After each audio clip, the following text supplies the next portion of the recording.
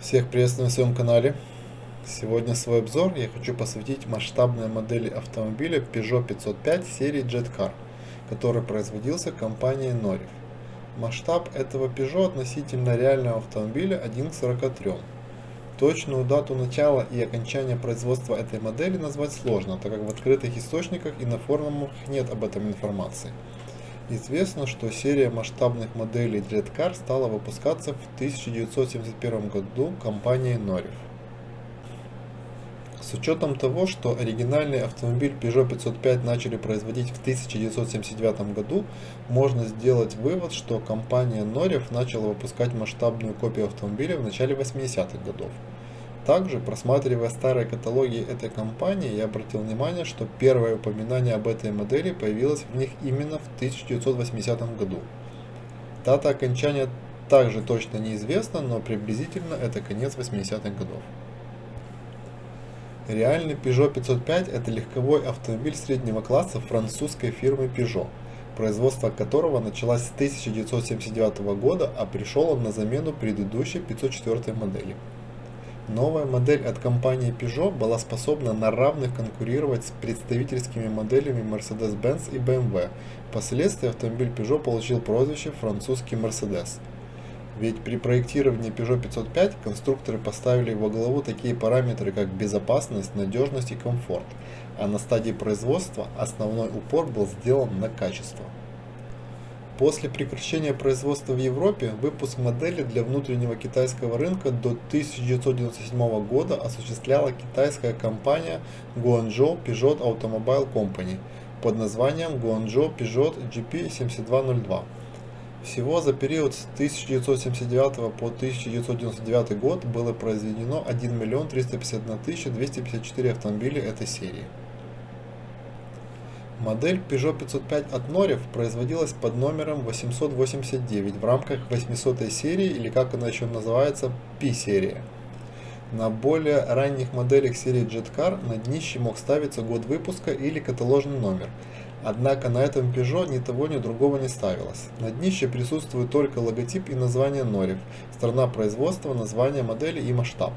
Скорее всего, это связано с тем, что модель по хронологии производилась одна из самых последних в этой серии и подвергалась упрощениям. Известно, что производиться они могли как во Франции, так позже и в Португалии. Корпус этого автомобиля сделан из цинково-алюминиевого сплава, а пластиковыми деталями являются днище, колеса, салон и остекление. У этого Peugeot 505 открываются только передние двери.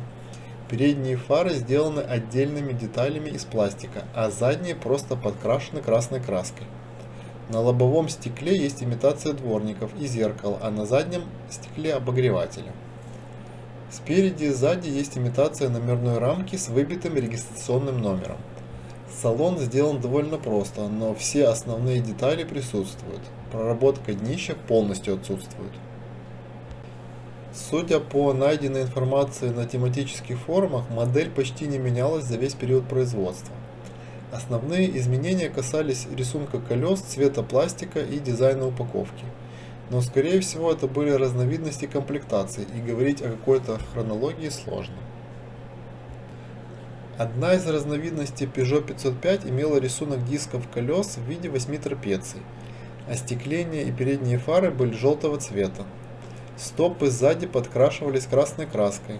Пластиковый салон и днище с бамперами и решетка радиатора были черного цвета. Другая разновидность модели Peugeot 505 имела рисунок дисков колес в виде пятиконечной звезды. Остекление и передние фары на них без желтизны, то есть просто бесцветные. Стопы сзади не подкрашивались красной краской. Пластиковый салон и днище с бамперами и решетка радиатора делались красного цвета. Также некоторая часть модели комплектовалась более широкими колесами, по виду они как на спортивных автомобилях. Кроме стандартных цветных вариантов, эти Peugeot 505 выпускались с разнообразными наклейками, которые преображали эти машины в такси, спорткары и какие-то рекламные носители. Причем и эти автомобили с наклейками могли отличаться по размеру надписей и самих наклеек в рамках одного вида. Упаковывались эти Peugeot 505 в несколько видов упаковок и блистеров, которые отличались как формой и способом вскрытия, так и дизайном. Большинство из коробок скрыть без повреждения невозможно, и потому целых упаковок такого типа очень немного в продаже. Если вам интересны масштабные модели французского производителя норев, то на моем канале вы найдете еще несколько таких обзоров. Ссылки на них сейчас появились на вашем экране. Всем мирного неба и до новых встреч на моем канале.